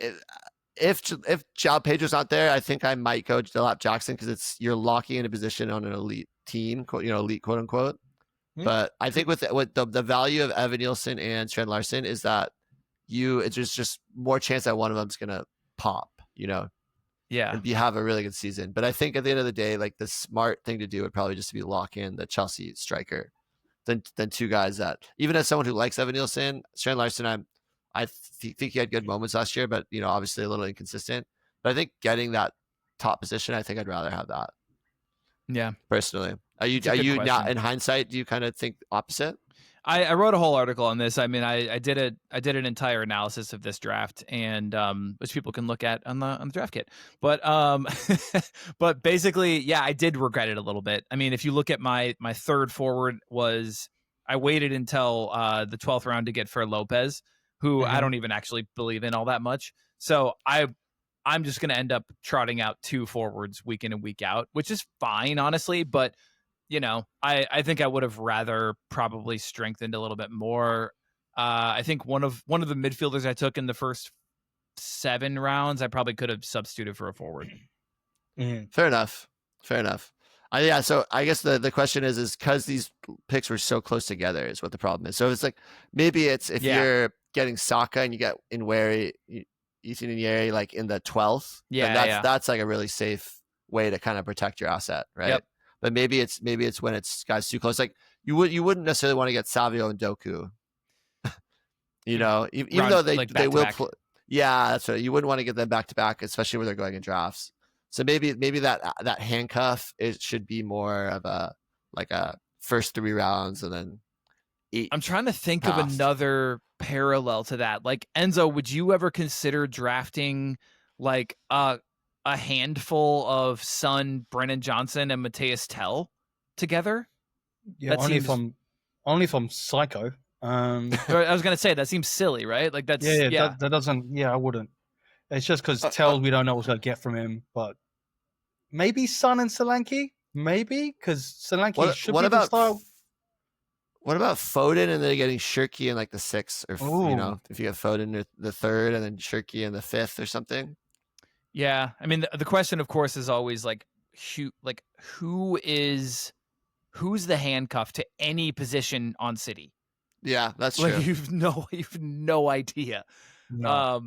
I mean, you know that Haaland and Marmoush are, but you're not going to get them together unless you spend your 2nd and 3rd round pick, Which is suicide. Yeah, I wouldn't do that ever. Yeah, I mean, so handcuffs, I think they can be a poison chalice if you don't do it right. 5 and 6, I guess I was willing to try it in this draft. I think looking back, I wouldn't do this in a real draft. Yeah, good to know. And then speaking of 6'10" for Inyeri to me is way too high. Way too early. Insanely early. And that Is means he an Arsenal 6'11". I'm sorry. Is he an Arsenal fan? Number 3. It's the only way I could justify it. I can't remember who that was. You can't even justify it, to be honest. No, it's. I think Ryan at Nori at 6'11" is a really good value. Personally, I want to be careful how many times I say this out loud. He is going to be massive this year. Yeah. I'm not going to publicize that often because I really want to get him in my draft. He is going to be fucking massive. He has been insane at the Club World Cup. He has been just absolutely incredible. He's played the vast majority of minutes at that position. He's in Pep's plans. I mean, he's going to be great. Yeah. I think we feel the same way. We've loved him for years, and the only thing that was holding him back was playing for Wolves. Yeah. You know? Yeah. So I think we feel the same way. I think I mean, I don't know exactly where I would take him, but like if I'm 6'11" is not bad. If I'm in the 4th round and he's still there and I don't have a defender yet, I would be considering it. Depending on who's there. Think? Yeah, maybe. Wait, so what pick is 6'11"? Oh. So 12, 24, 36, 48, 56 in the 6, 60 something. Okay, right? so I have him ranked at 40. Yeah. I think that's pretty close to where I am as well. Yeah. On him. Okay. Yeah. Any other names kind of shouting out or like kind of speaking out to you here?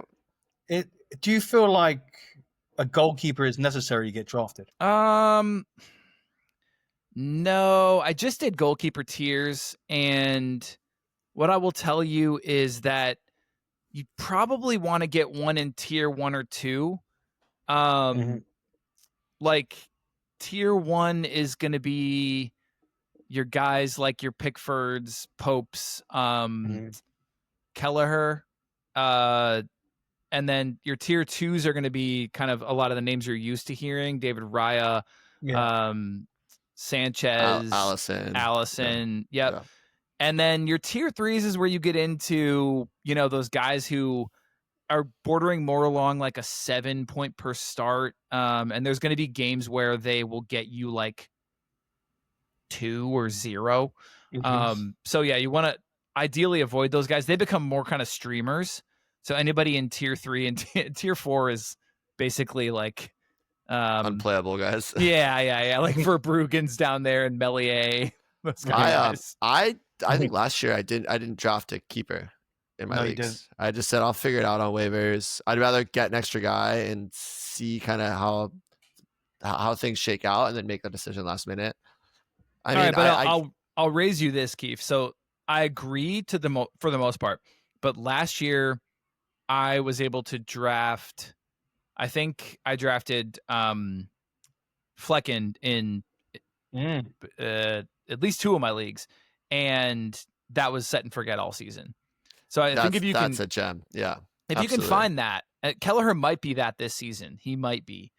If you can find that, Trafford could be one of those this season. That's one we talked about last week that we like. So I mean, that's a rumor, but we'll see. If he does, maybe even better. Maybe. I love the idea of Trafford at Burnley, just the amount of points he can get from saves, though. That it'd be a little less exciting to have him if he plays for Newcastle. I feel like, even though it might be better, it just wouldn't be as fun. Yeah. Hypothetically. But Enzo, to answer your question, Pickford in round 9 is insane. I recommend nobody do that. That's crazy. Yeah. Yes. That was what I was looking at. So we're totally in agreement there. Trying to think of some other names here that really stood out. Last pick.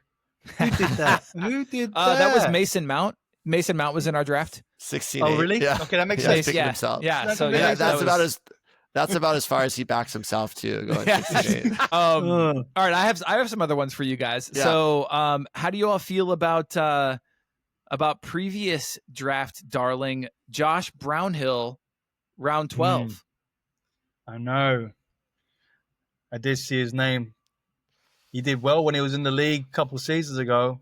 He could be okay. Yeah, he could be okay. By 12th round, you're not going to complain, right? Like it's a bench player at the end of the day. Is that a Christie thing though? Like, are you? I think I'd maybe rather be swinging for the fences there a little bit more. Where I think it kind of depends on your draft composition a little bit, right? Like if you have some stability, I would probably be swinging for the fences. But if you have some risky picks and you might need a guy just to plug holes, then that's not a bad pick. I'm totally with you. I think that's drafting for first or last. Toddy would hate that. Which interestingly, look at Toddy's team.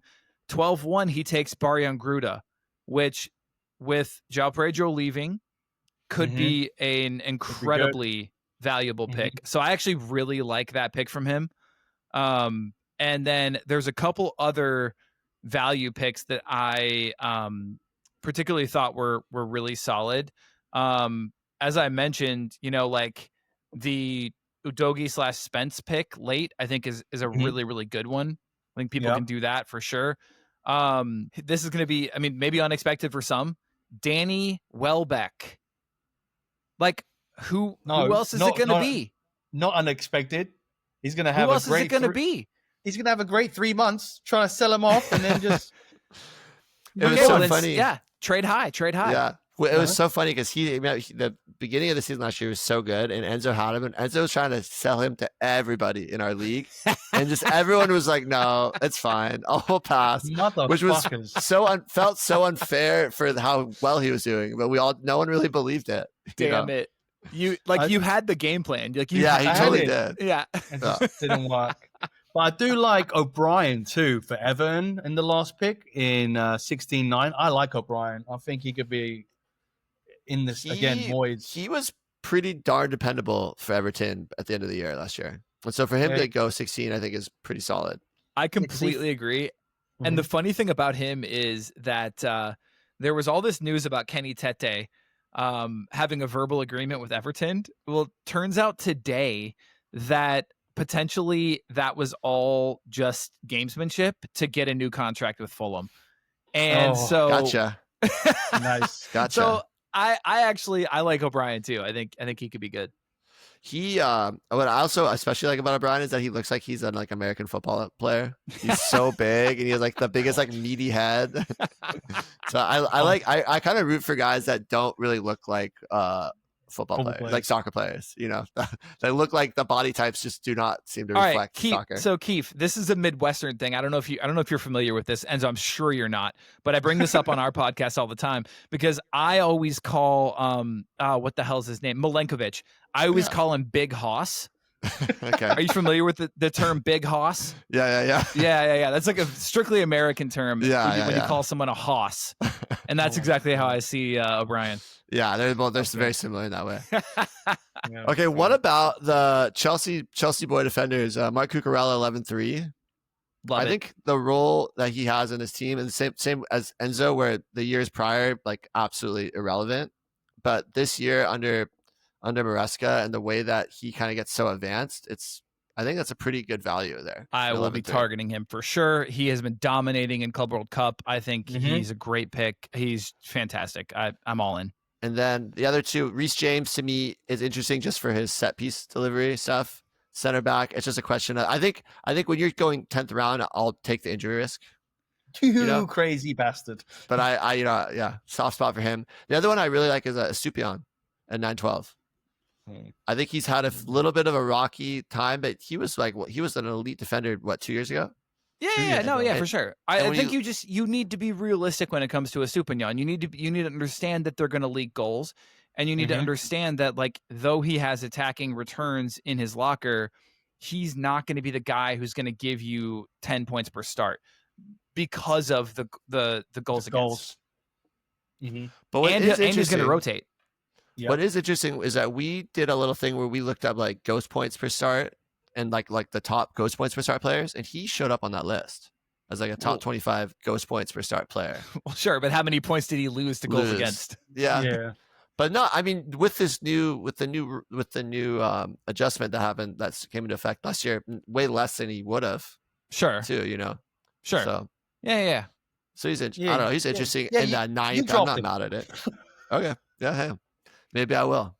Let me really quickly. Let me tell you about playing time at the Club World Cup. So as far as Chelsea's concerned, Cucurella has played 77% of available minutes. Ooh. So has Neto. So has Colwill. So is Caicedo. Palmer's at 72. Fernandez is at 70. Malo Gusto is a name I want to talk about. 66% of available minutes he has played. And Reece James in certain games has actually played in that midfield double pivot instead of playing in defense, which I find interesting, doing that kind of Trent, back and forth midfield. Is he a midfielder? Is he a defender kind of thing? Yeah, he does that. And I think also, it's interesting. I think Gusto is, if you in the Chelsea community, he was very beloved for a while. And I think in the last 6 months has really kind of become a villain of Chelsea fans a little bit. I think they've been really disappointed with how he's played. And I think it's no fault of his. I think it has a lot to do with what Maresca's asking of him. And I don't think it's necessarily how he's played his whole career. Yeah. So I think I feel like Maresca is the only one that seems to be high on him. Yeah. He's getting a lot of minutes. Yeah. So I don't know exactly with Gusto, but I'm not super interested there. I think as in the context of Reece James, he's definitely taking some of those minutes. And I think a lot of that has to do with James being just the injury concerns. And they're really trying to manage that as much as they can. Keefe, I'm sorry, I don't want to take over, but I want your take on Madueke. He's only played 35% of available minutes. And I feel that there has been sort of a rift that's been developing, and I think it's only widened since the end of the season. There's been rumors of him being sold. I think he's paying the price for distancing himself from Chelsea. And I worry about him as a draft asset. So we've talked about Madueke before, and I think for me, it's that he is one of the few guys where his fantasy value is much higher than his real value. He just seems like the type of guy where everything he does is very direct. So he shoots from these impossible angles, but but it's where he's never going to score from. But that's 2 points he's getting. Love that. He's contested dribble. Successful dribbles. He just is so. We call that a Trezeguet. A Trezeguet. Yeah. He's such an he's a much more effective fantasy asset than I think he is a real asset. So I think that's always been my kind of rub with Madueke, is that he's going to start, but I just don't have faith that he's locked that in. And there's all the things you brought up makes me feel like that's even less likely that he's going to be that consistent starter. And then what we've talked about too earlier with the amount of players there, it's just I'm not super interested. Damn. But I think at the end of the day, a lot of it is who's gonna if you were promised an X amount of starts from one of these guys, you'd be chomping at the bit. Where he played really well for? What team?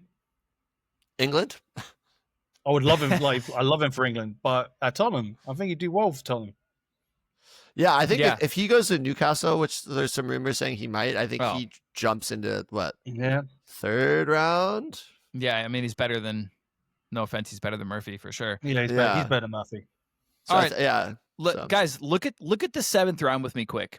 So Madueke is there.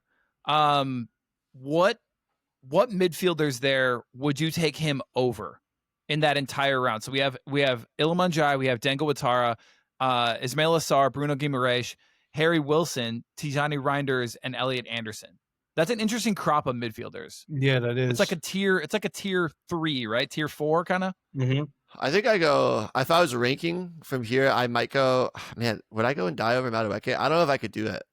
I think the thing with Madueke is that he gets points when he starts. And that's what makes it so hard, is it's not like a like for like situation. Because I think I go and die. I think Ndiaye is going to start the most games. And then I probably go Madueke. And then I think I go Bruno. Maybe Bruno G. No, I think I go Sar, Reinders, Bruno, Wilson. I think Reinders is really interesting. I think Reinders scored 10 plus goals for AC Milan last year from a midfield position. Yeah, and he's a really good ball carrier, like contested dribbles, which is like a huge ghost point indicator. So I think there's more value there than people are giving credit. And I also think his age profile lends himself to starting more games than a lot of these young attackers that City are getting.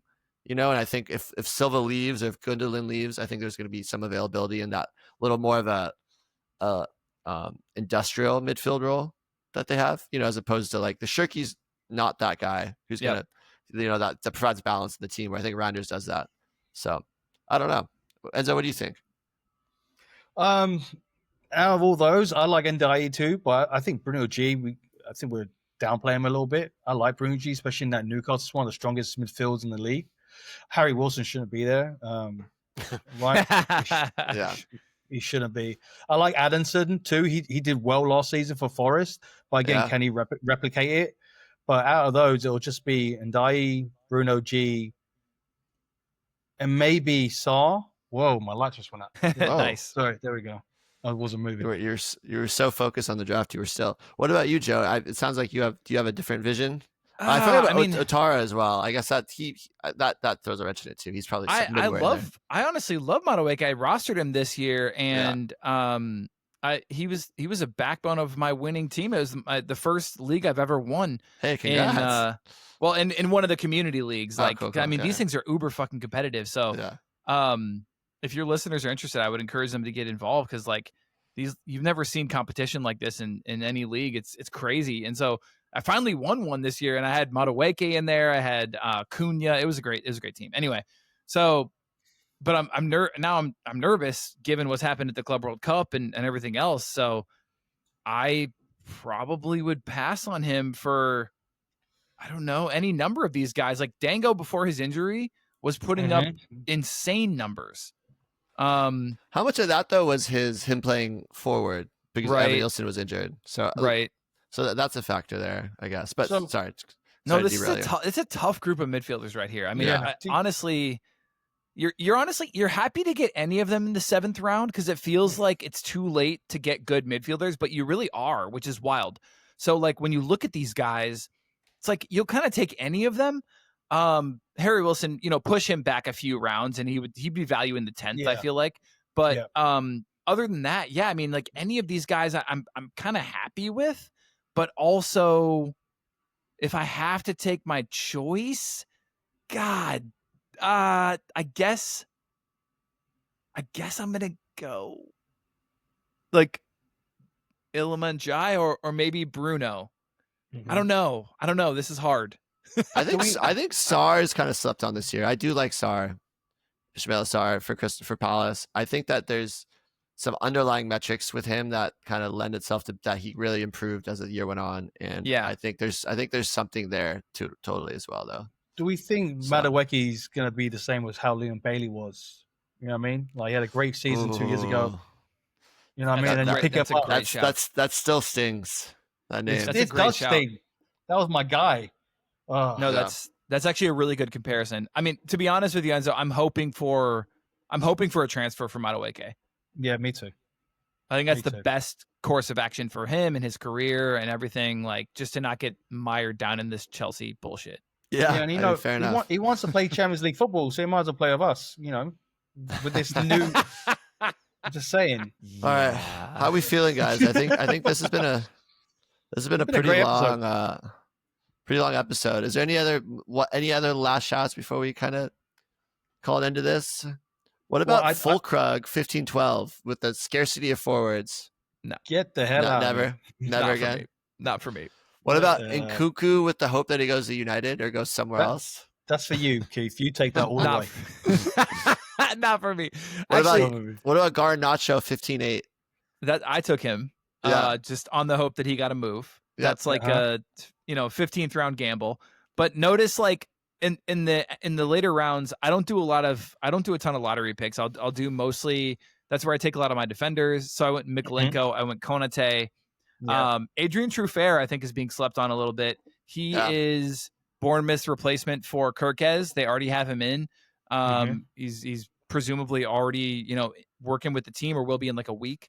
So I'm kind of excited about him. I'm not expecting Gyökeres numbers, but still, Gahey, this was before the Liverpool news, unfortunately.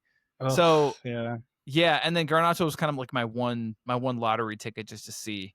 And then of course for Lopez, but was for Lopez like a spite pick for Ryan? We have a thing with our friends where we'll pick a guy that our friend really wants that he's coming up, just like as a gotcha. We like a good spite pick, mate. We like a good spite pick. No, you can say us. It's all right.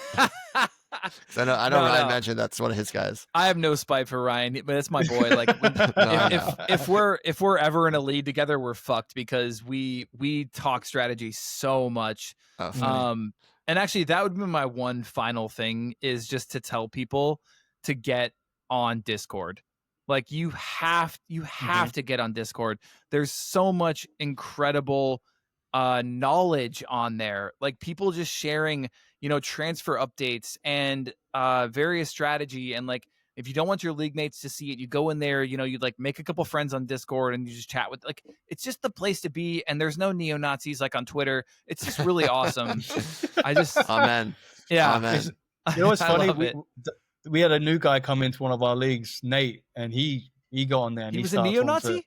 No. He was on Discord. He was on the good part of it. And this is the first time in playing with us, and this guy won by 6 games. He dominated. He dominated. But I mean, he was doing trades like left, right, and center that you were like, you must have a crystal ball or something because.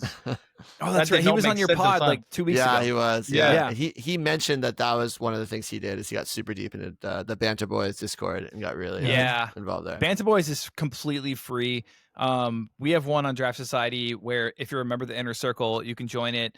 And of course it does cost, but I mean, it's, a fee for the season, but one of the things I'll say is like every single time there's a transfer, it's there before I see it anywhere else, which is pretty amazing. That is really amazing. Wow. So yeah, that's pretty cool. But yeah, I mean, like Banter Boys I can't say enough good things about Sanji. He's such an incredible dude. Good friend of mine. Finally got to meet him in person when I went to London. Oh, and, amazing. Yeah, my wife adopted him actually, which is pretty cool. So he's now basically our adopted son, which is kind of cool. I love that. Yeah. I think they were when I was really trying to find content just for any sort of resources. I think even before I found Draft Society, I stumbled upon Banter Boys. What are we doing wrong? How did you find Banter Boys before Draft I don't know. Society? I think I typed in podcast. I think I typed in a very specific thing and that showed up. But yeah.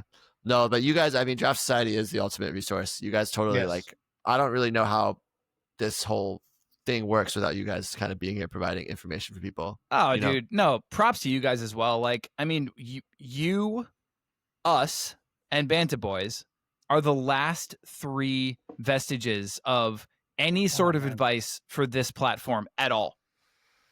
Like, isn't that crazy? That's crazy. There used to be, even as like recent as last season, there were several different websites. I won't mention them, but there were several different websites that were offering like subscriber packages to people who wanted to, have exclusive this or that. And they fell off not even halfway through the season. Like this community is just so niche, but also it's so incredible. That's why you got to get in Discord. People have to go on Discord.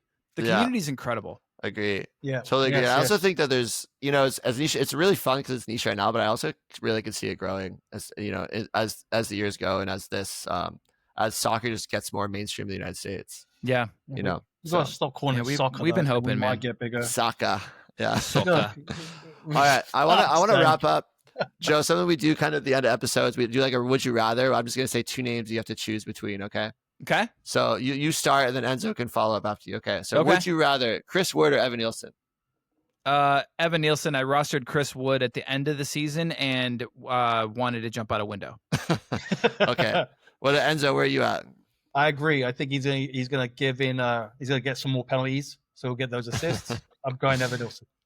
Draw 3 penalties in a game again. Yeah, that's what he's gonna do. Give Clive. I'm gonna handcuff him and Clivert, and we're gonna win a fucking league. Yeah. Okay, Yakuba Minta or Pedro Neto? Oh, at the moment, Neto. Yeah. I agree. Enzo? And Neto for me. Yeah, I agree. Neto too. Minta's I just don't know if he's going to start, but the way Neto's playing in the Club World Cup, it looks good. Oh, man, I almost want to go Minta here. I'll go Minta here just to be the opposite, but obviously I love Pedro Neto, but nice. I'm so nervous on that Chelsea's going on. Okay, Alexis McAllister or Bruno Guimaraes? That's pretty straightforward, huh? I mean, is it? On penalties for Bruno, huh? I'm going to go McAllister, only because there's some monster scores there and the potential that Liverpool potentially even do more this year. But that one's very close, like very, very close. Yeah. McAllister, 9.9 points per start. Bruno Guimaraes, 8.5. Maybe it's not as close as I thought. Yeah. Nah, not as close. But I would still go Bruno G. I think... I know they're back in Europe, and I know they had a little bit of down spell after that, but I think Newcastle's just getting better and better. I think Bruno G will be part of that. Yeah. All right, Chris Richards or Ben White? Oh, it's my boy. Oh, damn. It's my boy. Don't do it. Don't do it, mate. So I gotta go Richards. Yes. Only because of the ghosts, and also Ben White has Urian Timber to contend with. Who I know he plays across the entire back line, but still, Ben White's still getting into the groove of things, and Chris Richards has just shown he can do it. I know there's Europe to account for, but still, I'm going to go Richards.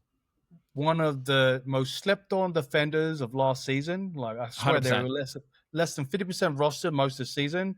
Richards gets headers and clearances made, and when you get like 10 of those, you're golden. And also, they kept a surprising amount of clean sheets, I feel like, too, at the latter half of the season, the back half of the season, Palace. So I agree. I think it's Richards.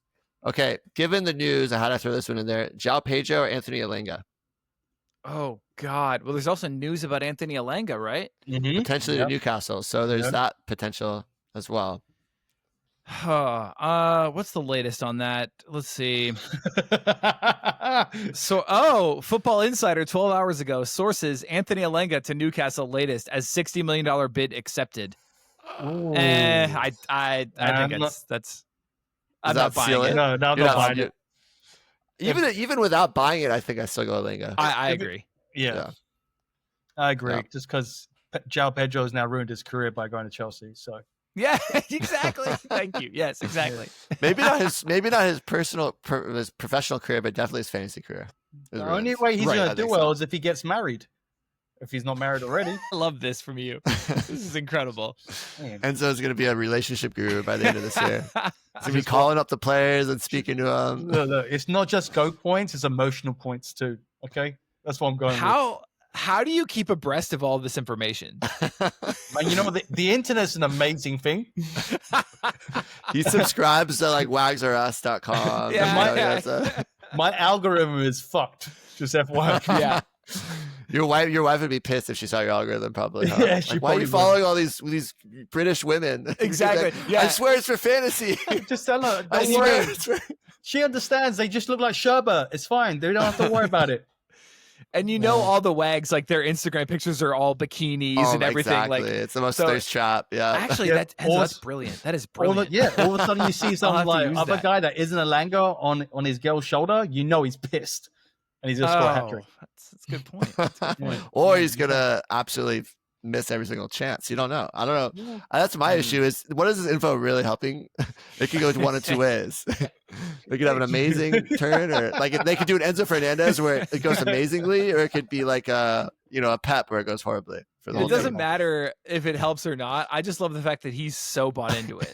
Yeah, it's so funny. It's like all about it. You guys think I'm crazy now.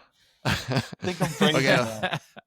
Well, this has been episode 95 of Draft Offsides. I'm with Joe and Enzo. My name is Keefe, and follow us at Draft Offsides. Go to the Draft Society and get their draft kit because it is essential. And we will see you guys very soon. Cheers. Cool. Well, thanks so much, Joe. This was awesome. This was such a fun man. episode. Of course. Definitely ran longer than I thought, but we were having so much fun. It so always does that. It always does that. Always. It was great. I blocked out about this much time, so Okay, I mean, perfect. I'm happy with it. Yeah, it was fun. Yeah. It was a Yeah, blast, well, guys. I appreciate it. Hopefully, we'll get this out in like less than a week. Cool. So we can get it out there and going. I'm gonna I think I'm gonna put a link whenever you guys publish it. I'll put a link to it in the actual draft kit. Oh, awesome! Beautiful. That'd be Yeah. super fun. Yeah, we'd that'd be love cool. that. We really appreciate that. Cool. For sure. Well, yeah, we'll For stay sure. in touch. Let's keep in talk. Let's keep chatting. And, Yeah. hopefully, we can do some more cross-platform stuff. Oh yeah, I mean, if one of you guys wants to come on ever, like that would be amazing. I would love that. You I don't also want both you, would, you so. don't want Tico on there, trust me. I was hoping to get Tika. I was gonna give him some shit about Real Madrid. I was. I mean, there was- All right, maybe we'll have you. Maybe we'll have you on again later in the year. Then we'll, because Yeah, you, we'll have you to gotta get you hear on some of with the him. stuff that he fucking says. He's a fake Man United fan. He should have been a Fulham fan. I would have respected it. Yeah, Like, you go Man yeah. United. yeah. You Yeah. can't pick Man United. Come You on. can't pick Man United. I know that's Yeah. how we feel. Oh, We're disgusted by him, to be honest. I know, yeah. Unbelievable. And he won the league, so he's even more. I know, even worse. Just so smug. Oh. All Yeah, right, boys. well, have a We'll good stay. one. We'll stay in contact. I'll talk And, to y'all soon. Joe, keep your window open for a few minutes after because it sometimes takes a minute to load Okay. it all up. All right. all Cool. right. Cool. Cheers, guys. Sounds Take good. care. See you guys. Bye, guys. Bye. Bye.